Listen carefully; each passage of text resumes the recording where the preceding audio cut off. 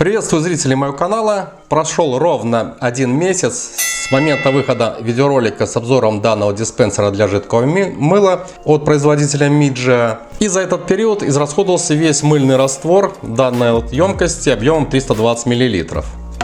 Но печально то, что буквально через 10 суток вышел из строя данный диспенсер. После этого я сразу же обратился, конечно же, к YouTube в поисках причин неисправности, как его вскрыть и отремонтировать. Я все же надеялся, что мой диспенсер проработает достаточно длительное время, но не вышло. Симптомы были такие. Как только он выдавал порцию пены, сразу же выключалось питание. При нажатии сенсорной кнопки он включается заново, и при подаче новой порции пены снова отключался. Я заподозрил, что разрядились аккумуляторы, но после установки свежих батареек ситуация не изменилась.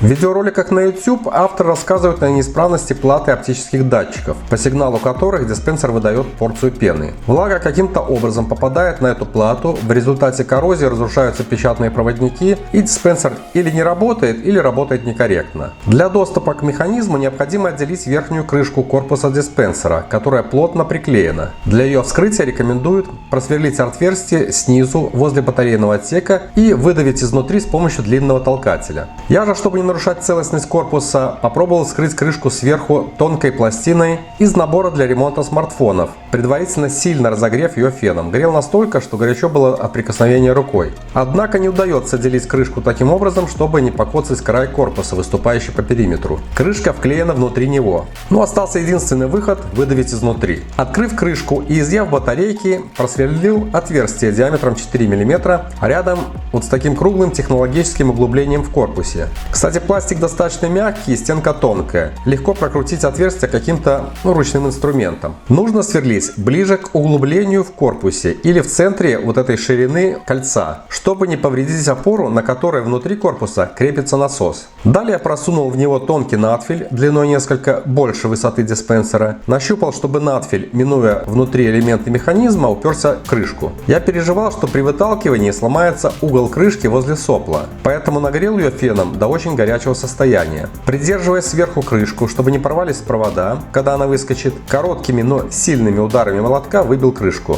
Как видите, по периметру она имеет уплотнение и местами зафиксирована клеем.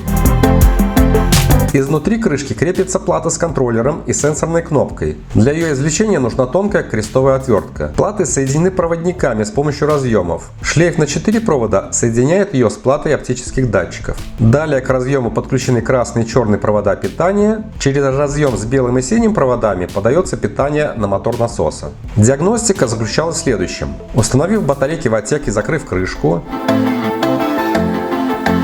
померил напряжение на контактах, к которым подключены синие и красные провода, предварительно отключив разъем от платы с контроллером. Напряжение присутствует. Но при подключении разъема к плате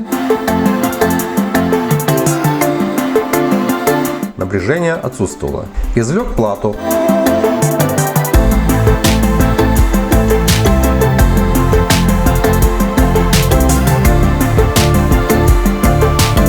Промыл ее спиртом и таким образом устранил неисправность. Каким-то образом влага попала на плату и замыкала плюс питания на минус. В общем, гидроизоляции тут никакой нет. И тот момент, о котором я рассказывал в начале, где правильно сверлить отверстие. Если заглянуть внутрь, видно, что отверстие едва касается опоры, на которой крепится мотор.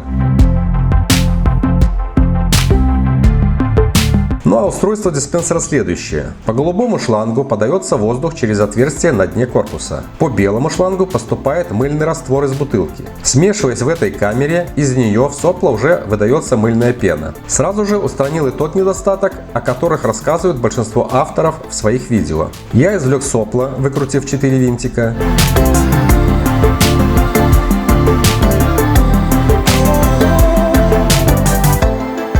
Снял с направляющих плату с фотодатчиками, коррозия на ней отсутствовала.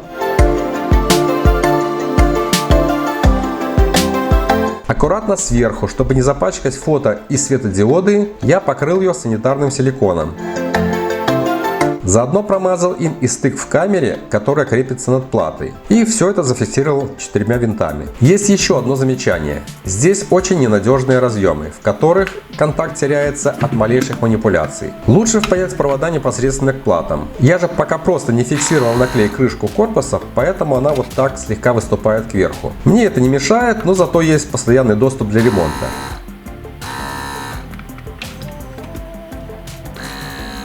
Итого, в ремонте мне понадобились следующие инструменты и материалы: силикон, фен или сепаратор, тонкая крестовая отвертка, сверло, молоток и тонкий стержень в качестве выталкивателя. Спустя 3 недели после ремонта диспенсер работает без проблем. Похоже, что китайские разработчики рассчитывают на славян-умельцев, которые устранят их недоделки.